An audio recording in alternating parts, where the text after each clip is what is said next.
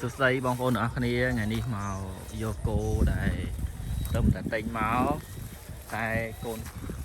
គោក្តាមគេហៅគោព្រិចចឹងមើលទូចតែអានេះទុកដុតទេទុកលក់ឲ្យគេដុតឃើញទេគោនេះតម្លៃ$100មួយអាទូចនេះចឹងមើលបងប្អូនទាំងអស់គ្នាទូចមែនតើមើលហើយជាកន្លះម៉ែត្រកម្ពស់របស់វាសាច់ប្រហែលជា7-8គីឡូបើគិតសាច់ទៅកំតោងវាអញ្ចឹងមិនតោងវាញ់ថតដើរ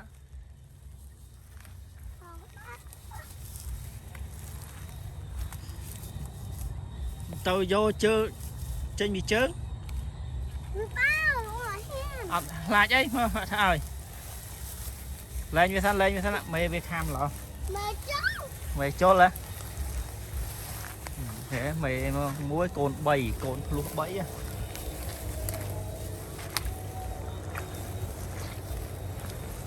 ចឹងគោនេះវាក៏ជាគោកម្រដែរថាគោក្តាមចឹងវាអត់ធំលើសហ្នឹងទេគោនេះ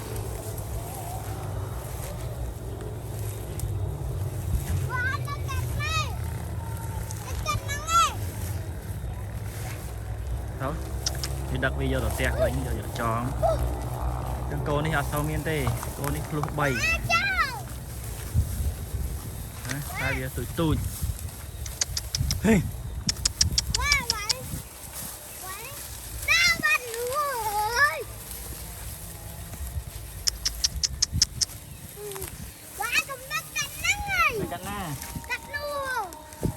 ដឹកទៅកន្លះផ្ទះណៃគេ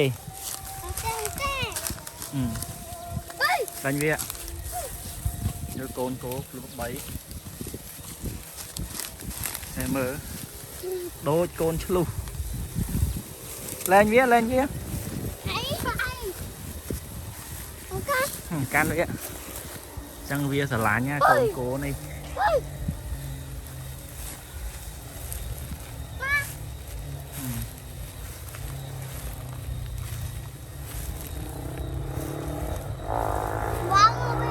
ដាញ់វាទៅហើយកុំតោង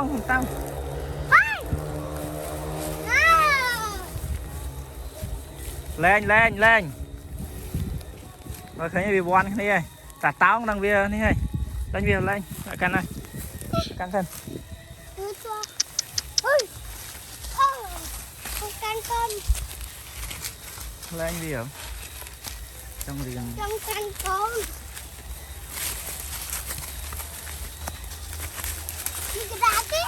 លែងមើលគោនេះវាភ្លោះ3ហ្នឹងតែវាទូចពូជគោគេហៅគោអាមេរិកគោក្តាមបើអត់មានទៅតានេះវាយតាកាន់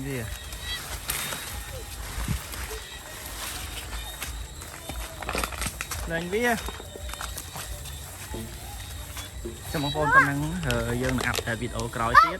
កុំភ្លេចជួយ Subscribe ជួយ Like ជួយ Comment Share អ្នកមួយផងអរគុណ